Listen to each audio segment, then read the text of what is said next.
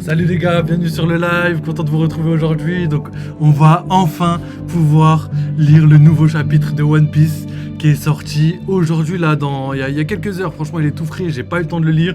Après j'avais eu accès à quelques spoils donc vous inquiétez pas, on va discuter de tout ça. J'ai hâte de pouvoir parler de ça avec vous. Ça fait quand même longtemps qu'on l'attend. Wesh Nounous, comment ça va? Wesh Gapadre, wesh la forme ou quoi? Ça dit quoi? Wesh Gapadre, t'es parti? J'ai vu ton appel sur Discord, donc tout à l'heure, donc je vous explique comment ça va se passer. Donc première partie de live, moi ce que je vais faire c'est qu'on va analyser, on va lire le chapitre. Ensuite il y aura une petite partie analyse. Et en fin de live je vais inviter Gapadre pour qu'on puisse discuter un petit peu de tout ça en vocal. Et il y aura aussi des petites mises au point à faire pour demain. Donc il y a un gros live demain les gars, soyez présents. Donc vas-y, je pense on est parti, hein. Le mieux c'est qu'on y aille maintenant, non? Vous êtes prêts ou quoi? Donc voilà les gars, je pense que là, quand on voit ça, ce qu'on attend depuis très longtemps, en fait on a eu un chapitre, 2 semaines de pause, un chapitre, non une semaine plutôt, enfin 2 semaines d'attente mais une semaine de pause, un chapitre et encore 2 semaines, donc ça a fait très mal, on avance pas beaucoup dans le manga, et dans les épisodes on avance beaucoup quand même. Ça va tranquille, ah bah ça fait plaisir le nose, donc t'es prêt ou quoi? On va aller checker un petit peu ce qui se passe sur One Piece, donc les gars... Chapitre 1092, le déchaînement du tyran en Terre Sainte. Donc c'est parfait. Requête du lecteur, Jinbei nage avec des rémoras attachés à lui. Je connais pas le... Ah ok, si c'est les petits poissons qui sont collés sous les requins. Et ils vivent je sais pas comment dire, en duo, en couple, quoi, on peut dire ça comme ça. Donc allez, c'est parti, je vous lis le chapitre, comme ça on perd pas de temps, et après, let's go pour l'analyse. Donc hier, sur la Terre Sainte de Marie-Joise, un événement inhabituel, même en Terre Sainte, point d'exclamation. L'esclave infaillible Kuma est de retour. Il a réussi à grimper jusqu'ici. Soldats, sortez, arrêtez-le. On ne peut pas le retenir. Ah, il essaie d'aller quelque part. Ursus choque. Donc là, on voit clairement Kuma attaquer la Terre Sainte. C'est légendaire ce qui se passe. À quoi tu joues? L'autre jour, c'était l'armée révolutionnaire. Cette affaire est en train de devenir un incident de destruction historique. Kuma. Amiral en chef Sakazuki. Et l'entrée de Sakazuki, j'avais hâte de le voir. Quelle bande de soldats inutiles. Et Akainu, j'ai commandé du homard pour le dîner l'autre soir, mais c'est la première fois que ça arrive. Qu'est-ce que tu vas faire pour l'approvisionnement alimentaire de Marie-Joise? En gros, là, ce qu'il voulait dire, c'est qu'il a commandé du homard et qu'il l'a pas eu. Et du coup, il y a vraiment une... Akainu le chien. Akainu, on va enfin voir de quoi, entre guillemets, il est capable. On va voir s'il est balèze ou s'il va se faire zouler par Kuma. Bon, on connaît déjà l'issue du combat, mais on va voir si ça va être facile, difficile, si ça va être easy. On sait pas, les gars, on sait pas. Donc plus d'approvisionnement, donc le travail de l'armée révolutionnaire commence à payer. Là, on commence à avoir les Tenryubito à 4 pattes, là. Et on s'en fiche de ça, là. Je suis blessé, Kuma le tyran. Kuma le tyran n'est rien d'autre qu'un esclave. Dépêche-toi de l'exécuter. Voilà, Gapadre, tu parles comme les Tenryubito. Serais-tu un dragon céleste? Tu ne respectes personne, Gapadre. On dirait que tu parles comme un Tenryubito. Akainu, c'est un toutou, bon chien Akainu. Dépêche-toi de l'exécuter. Et Kuma, si on ne peut pas te contrôler, alors tu ne me laisses pas le choix. Je ne peux pas laisser un individu aussi dangereux en liberté. Ton esprit devrait être inexistant à l'heure actuelle. Mort ou être dans ton état, c'est du pareil au même. Du coup, Kuma, on voit qu'il est fatigué. Wesh, vu tout ce qu'il a fait, c'est normal. Où vas-tu exactement? Meigo. Donc Meigo, si je me trompe pas, c'est l'attaque qui a été faite sur Barbe Blanche quand il a perdu, tu sais, quand il s'est fait transpercer là.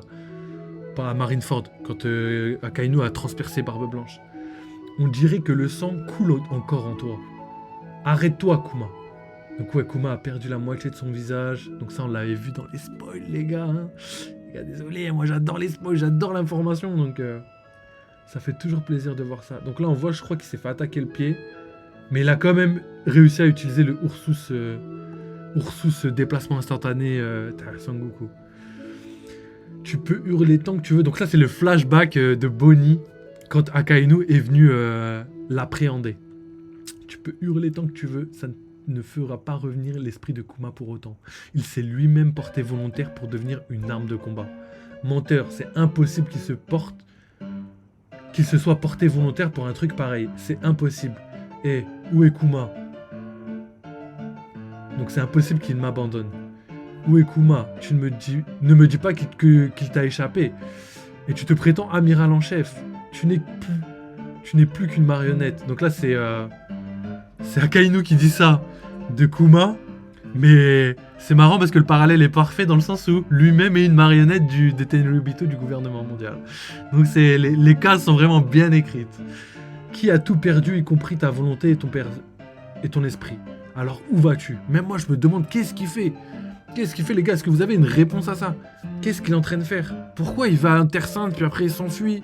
Pourquoi il n'écoute pas les révolutionnaires? On dirait qu'il a une mission intégrée comme le fait de défendre le bateau des Mugiwara et que là il est en train de l'effectuer parce qu'il y a eu un élément déclencheur. Dites-moi si j'ai plus ou moins raison ou si je suis à côté de la plaque. N'hésitez pas les mecs. Nouveau monde Egghead. Détruisez tous les Sea Beast Weapons. Donc ouais, là les Sea Beast Weapons ils ont pris cher à cause des pacifistas. Hein. Donc là on voit la marine qui reprend ses droits sur Egghead. Donc c'était logique les gars, moi je m'en doutais. Je savais que pour l'instant la marine pouvait pas se permettre de perdre Egghead. Même pour le scénario, pour tout, c'était impossible. Mais on sait pas les gars. On verra. Nous sommes arrivés à la Fabriophase. Envahissez l'île. Ouais, je galère. L'amiral Kizaru a franchi le laboratoire situé au-dessus des nuages. Donc là, et franchement l'auteur là, je sais pas ce qu'il a, mais il est vraiment rapide. À chaque fois, il nous coupe beaucoup de scènes. Là, il découpe à chaque fois. Genre, on n'a pas vu le combat commencer et tout. On a vu le premier coup de Luffy, et là, on voit Luffy qui se tape en Snake Man contre Kizaru. C'est quand même ouf. Là, il va trop vite l'auteur. Là, il est pressé, hein, pressé de ouf. Hein. Moi, Egghead, ça m'aurait pas dérangé que ça dure un peu longtemps. Je peux pas dire que c'est mon arc préféré parce que après les gens ils vont commencer à me dire ouais gros ton arc préféré alors qu'il est pas fini, alors qu'on a rien vu, alors qu'il y a plein d'autres arcs comme Marineford blablabla blablabla. Ah les gars c'est mon ressenti, j'adore cette île futuriste etc. Alors tu es bien l'homme qui a vaincu Kaido, tu es redoutable, mais pourquoi un pirate comme toi protège Vegapunk?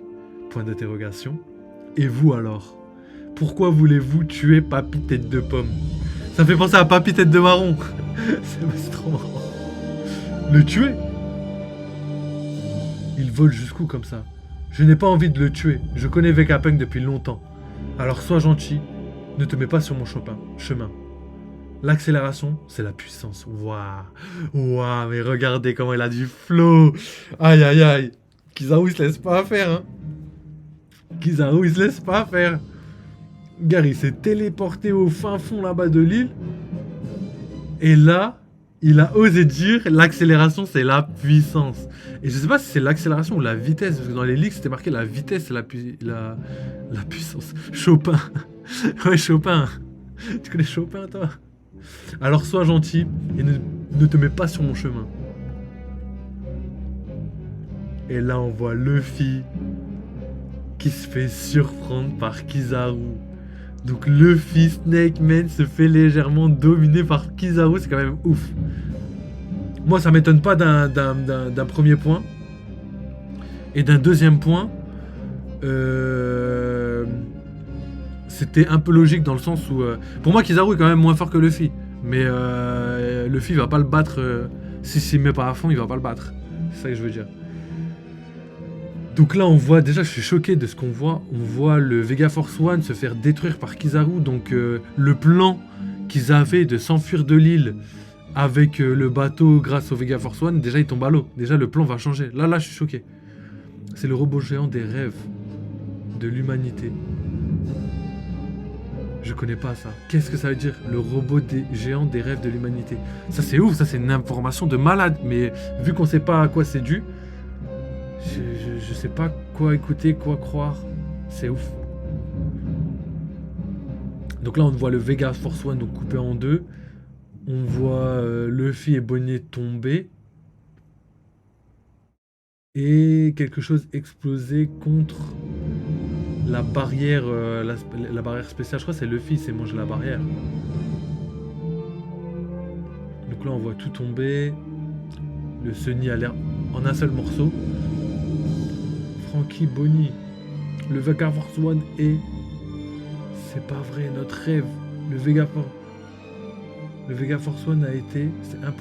C'est impardonnable. Le Sunny va bien. Chapeau de pas, il vient de s'envoler. Kizaru, enfoiré. Ah ok, donc tout à l'heure, quand Kizaru, il parlait pas... Il parlait du robot de... Il parlait du Vega Force One. Donc, c'est le robot géant des rêves de l'humanité, d'accord. Tu as tellement grandi, Bonnet. Les enfants grandissent bien vite de nos jours. Tu lui en veux, pas vrai? J'ai reçu l'ordre de tuer le docteur Vegapunk. Qu'est-ce que tu détestes tant? Ma cible a changé. Donc là, maintenant que je vois ces images, j'ai l'impression que Bonnet, elle est plus traître à la situation. C'est-à-dire que j'avais l'impression que c'était Katharina Devon déguisée en bonnet, et là je commence à y croire de moins en moins. Trace Death Trust. Waouh, c'est trop stylé. En dehors des objectifs de ma mission, ne m'oblige pas à blesser les gens que je connais plus que je ne l'ai déjà fait. Donc Bonnet connaît, même je dirais, ont un lien très proche avec le docteur Vegapunk, etc. Donc ça m'étonne pas, parce que pour moi, Kuma et tout, ils se connaissaient tous. Kuma, Kizaru, etc., ils se connaissaient. Non, là-bas, c'est le... Il y a personne qui finit ses phrases. Frère, depuis tout à l'heure, c'est un truc de ouf. Personne finit ses phrases. Bonnet, soit maudit Kizaru, Radical Beam. Hein, il est passé où? Ne me dites pas que le Stella est en danger. Salle de commandement, répondez. Pere. Kacha. Usopp. Labophase salle de commandement. Franky, tout va bien? Je viens d'entendre une grosse explosion. On a réussi, on a piraté le code. Sérieux? T'as vu ça, York? Quoi? Bon sang, ce foutu génie. Franky, la barrière peut maintenant être désactivée. As-tu amené le Vega Force One et le bateau à l'arrière de l'île? À propos de ça, ton plan d'évasion a été déjoué, Vegapunk. Ton robot géant des rêves a été réduit en miettes. Et du coup, Kizaru est avec Vegapunk maintenant, c'est ça? Wesh, attends, what? Quoi, ça passe direct à ça, là? Kizaru, quand as-tu? C'est la fin, comprends-moi. C'est une mission difficile. Pour moi, je ne veux pas m'éterniser sur le sujet. Waouh. Donc là, Kizaru a clairement le dessus sur la situation. Il est directement dans la salle de commandement collé à Vegapunk. Et qui sait qu'on arrive tout brûlé, tout vénère. Ça fait mal, ha. Ah, c'est chaud. Il est enfin apparu, la rumeur disait donc vrai. Mais pourquoi ils finissent pas leur phrase? C'est un truc de vrai, de ouf. Même là, il veut pas dire vrai. La rumeur était donc... Point de suspension depuis tout à l'heure, c'est un truc de ouf. Gapadre mange et il revient, il m'a dit. Vas-y au calme, parfait. T'as osé m'envoyer jusqu'en bas. J'ai franchi la barrière 2 fois, j'ai cru que j'allais mourir. Donc en fait, il s'est fait brûler. Luffy, il est volontairement parti Enfin, il s'est pris une patate et il est sorti. Et pour re-rentrer, il est volontairement rentré dans la barrière en se brûlant exprès. Mais par contre, le plus important dans le manga, il est là, les gars. Donc je pense que vous l'avez vu ou vous en avez entendu parler. À cause de Luffy, je sais pas si c'est à cause de Luffy, mais quelque chose s'est passé. Et le soldat gigantesque d'il y a 200 ans qui a attaqué Marijois s'est réveillé. Qu'est-ce qui a déclenché ce réveil? Et dans les leaks, il disait que c'était Luffy à cause de son Gear 5, à cause de ses tambours de la libération. C'est vrai que là, par exemple, on voit une image avec là des petits onomatopées, et je pense que c'est vrai qu'il y a moyen que ce soit ça qui ait réveillé le... Surtout qu'on voit encore des onomatopées, je sais pas ce que ça veut dire, mais j'ai l'impression que c'est ça qui a réveillé, mais pas sûr. Il est en Gear 5 là? Ouais, là il est en Gear 5. Là, ça c'est le Gear 5 là. Quand tu vois qu'il a les spirales Tersanji et qu'il a des flammes bizarres dans les cheveux, quand ses cheveux changent, c'est que c'est le Gear 5. Snake Man, ça commence vite fait, mais c'est pas ça. Donc en gros, Là, on voit... Ça m'éclate. Parce que là, l'auteur, il nous régale. Là, on voit Kizaru dans le même état que Rayleigh sur Shabonji. Au lieu que ce soit Rayleigh, parce qu'il y a un parallélisme entre Shabonji et Egghead. Au lieu que ce soit Rayleigh qui était face à Kizaru, qui transpirait face à Kizaru, là, c'est Kizaru qui transpire face à Rayleigh. Donc le parallèle est énorme, sachant que Luffy c'est le disciple de Rayleigh, c'est la nouvelle génération, c'est la suite logique des événements. Je suis extra content, franchement je suis vraiment refait. Il est enfin apparu, la rumeur disait ton frère. Mais par contre, tout le chapitre, j'ai vu, ils n'avaient pas fini leur phrase, je comprends pas. Je comprends pas pourquoi. Là, à la limite, une fois, deux fois, je veux bien. Mais là, tout le chapitre, ça fait beaucoup. Donc, vas-y, les gars, je pense qu'on va passer à l'analyse du chapitre. Je crois qu'on va recommencer tout simplement le chapitre et je vais analyser un petit peu avec vous tout ce qui est dit. Donc déjà, le titre, c'est le déchaînement du tyran en Terre Sainte. Donc ça, énorme interrogation. Pourquoi Kuma, carrément, il est venu, pourquoi il est venu à Marie-Joise? On n'a pas la mission. Et en plus, arrivé à Marie-Joise, il est reparti directement. Il a fait d'énormes dégâts. Bon, ce qui est jamais arrivé en 200 ans. Pizarro. Ouais, ça va ou quoi, Padre? C'est quoi Pizarro? Et du coup, j'arrive toujours pas à comprendre pourquoi il vient attaquer les Tenryubito. En tout cas, on voit que les Tenryubito sont en PLS et ça fait très plaisir. Ça fait plaisir de voir qu'en fait, toutes les actions des révolutionnaires n'auront pas servi à rien. Tous les sacrifices qu'ils ont faits, même la mort du roi Cobra, elle n'aura pas servi à rien. Elle aura servi à donner des informations au monde. Mais aujourd'hui, Dragon est la seule personne avec... comment il s'appelle? Wapol à connaître les transformations...